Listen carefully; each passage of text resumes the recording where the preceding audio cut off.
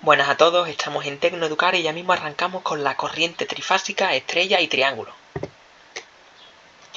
En primer lugar vamos a hablar de la línea y la fase, antes de ver las conexiones.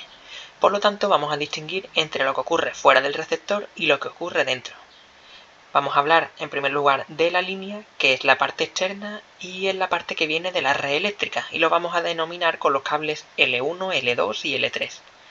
Por otro lado, la fase es la parte interna y se refiere a cada una de las cargas o impedancias dentro del receptor, bobinas del motor o resistencia.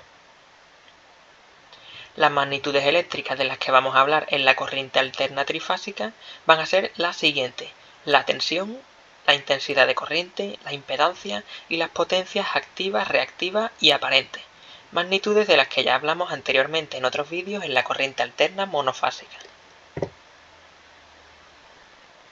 Vamos a ver los dos tipos de configuraciones que nos vamos a encontrar en la corriente alterna trifásica.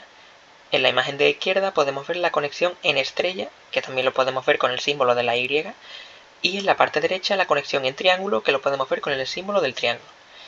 En primer lugar, vamos a ver que en la imagen de la izquierda, en la conexión en estrella, tenemos tres líneas. Vamos a ver la 1 en la parte superior, el 2 en la parte inferior izquierda y la 3 en la parte inferior derecha, que están representados con puntos 1, 2 y 3. Por otro lado, vamos a ver que tenemos tres impedancias, que serían Z1, Z2 y Z3. Por lo tanto, la impedancia 1 podríamos considerar la que está en la fase 1, la impedancia 2 en la fase 2 y la impedancia 3 en la fase 3. Vale. En este caso vemos que la intensidad de corriente de línea, es decir, la que recorre la línea, es igual a la intensidad de corriente de fase. Aquí vemos la tensión de línea.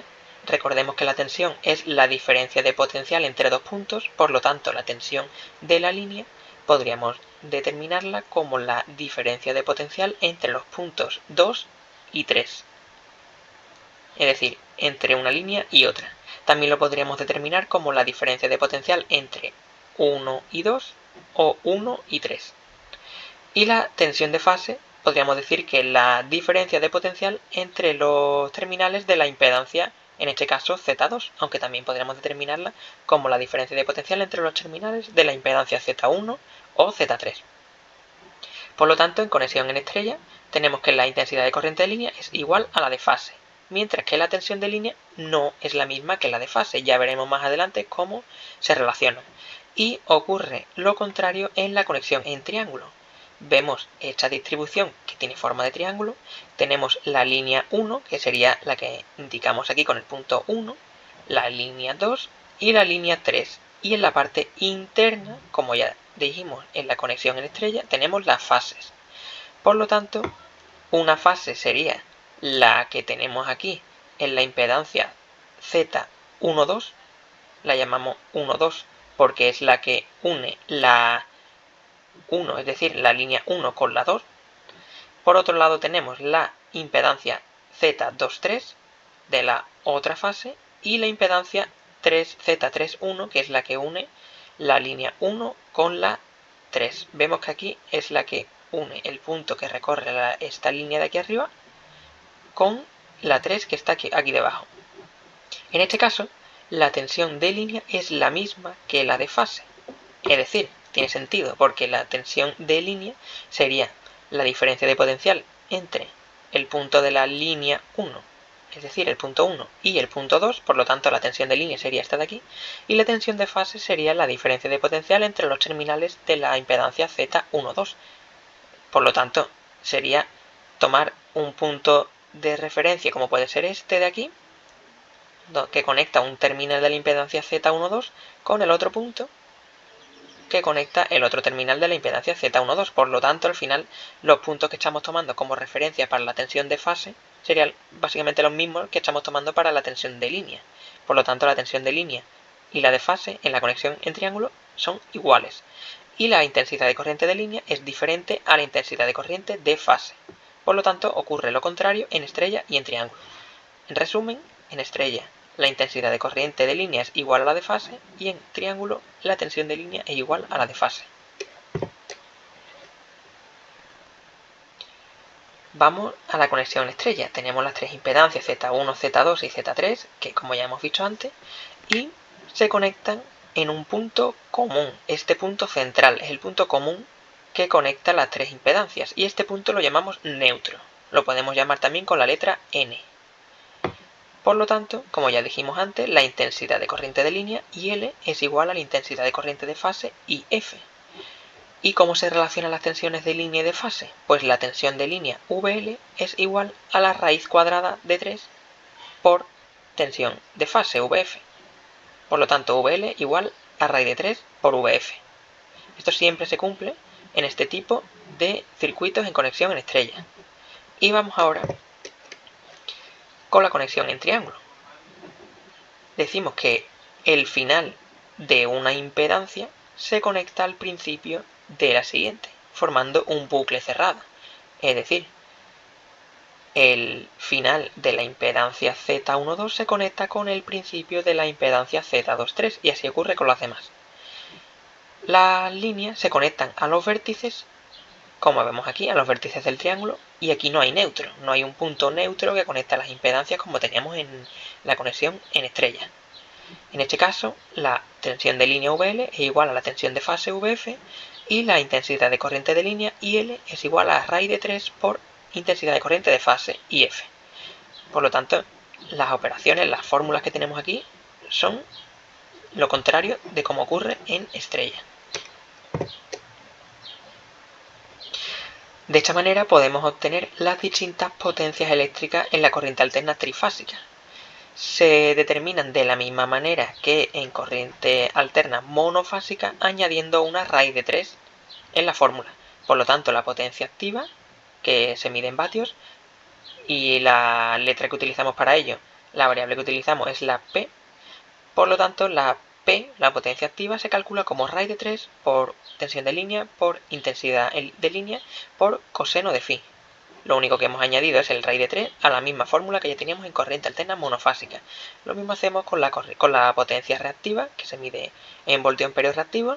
Por lo tanto, Q es igual a raíz de 3 por VL por IL por seno de phi, y la potencia aparente sería S igual a raíz de 3 por VL por IL, y también podemos determinarla como la raíz cuadrada de P al cuadrado más Q al cuadrado, como ya vimos en los vídeos de corriente alterna monofásica. Tenemos una manera de transformar una conexión de un circuito de estrella a triángulo y de triángulo a estrella.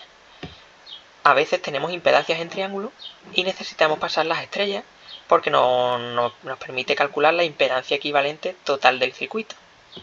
Por lo tanto, nosotros vamos a pararnos en un caso especial, el caso equilibrado, en el que las tres impedancias que tenemos en el circuito son idénticas, es decir, que tienen el mismo valor, que es el típico caso de los motores.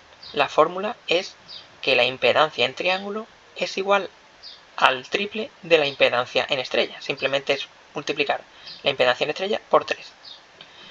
Por lo tanto, la impedancia equivalente en triángulo es 3 veces mayor que en estrella. También vamos a hablar del teorema de Kennedy, en el que tenemos cómo transformar el circuito, el esquema en estrella, a un circuito en triángulo. Por lo tanto, para poder pasar de estrella a triángulo, tendríamos que calcular en primer lugar la Z12, es decir, la impedancia que tendría el circuito en triángulo. Y para ello tendríamos que utilizar esta fórmula de aquí, que sería Z1 por Z2 más Z2 por Z3 más Z3 por Z1, es decir, multiplicar las tres combinaciones que hay de impedancias y sumarlas entre ellas. Z1 por Z2 más Z2 por Z3 más Z3 por Z1. Y todo esto lo dividimos entre Z3. ¿Y por qué Z3? Porque si estamos calculando la Z12, la restante, la que no hemos tomado, sería la Z3. Con esta operación calcularíamos la impedancia Z12 en triángulo. ¿Cómo calcularíamos las restantes, la Z23 y la Z31? Pues las fórmulas son las mismas, lo único que cambia es el denominador, que en este caso, como estamos calculando la Z23, la restante que nos quedaría sería la Z1, que es la que tomamos en el denominador. Y para la Z31 sería lo mismo, pero en el denominador tomamos la Z2, porque es la que no hemos tomado en la Z31. Por lo tanto, sería el numerador siempre se mantiene igual y lo único que cambia es el denominador. Así, de esta manera, calculamos los valores de las tres impedancias en triángulo y ya podríamos pasar de estrella a triángulo y representaríamos este circuito en triángulo con los valores que hemos calculado con esta fórmula. Vamos a hacer lo contrario y vamos a pasar de un circuito en triángulo a uno en estrella. ¿Cómo hacemos esto? Pues nosotros vamos a calcular en este caso los valores de las impedancias Z1, Z2 y Z3 en estrella, partiendo de los valores de las impedancias en triángulo. ¿Cómo calculamos Z1? Pues sería Z12 por Z31. Es decir, las dos impedancias que llevan el 1, es decir, Z12 lleva el 1 y Z31 lleva el 1. En el denominador tendríamos Z12 más Z23 más Z31. En el denominador siempre vamos a tener lo mismo, sería la suma de las tres impedancias. Vamos a variar el numerador, que en este caso lo que tendríamos que hacer es multiplicar lo que lleve el 1, porque estamos calculando la Z1, que sería Z12 y Z31. Vamos a calcular ahora la Z2, que como hemos dicho el denominador se mantiene igual y el numerador sería Z12, porque lleva un 2, por Z23, porque lleva un 2. Y para calcular la Z3, como hemos dicho el denominador se mantiene y el numerador, la parte de arriba de la fracción, vamos a poner Z23 porque lleva un 3 y vamos a multiplicarlo por Z31 porque lleva un 3. De esta manera calculamos las tres impedancias del circuito en estrella y ya podríamos pasar de un circuito en triángulo a un circuito en estrella. Vamos a hablar por último del arranque estrella-triángulo.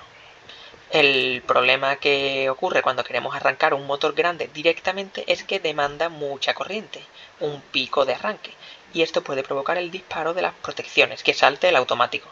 Por lo tanto, como solución a este problema, vamos a arrancar el motor conectado en estrella y como la tensión que recibe cada bobina es menor, es decir, 230 voltios en vez de 400 voltios, la corriente de arranque baja a la tercera parte y el motor arranca suavemente.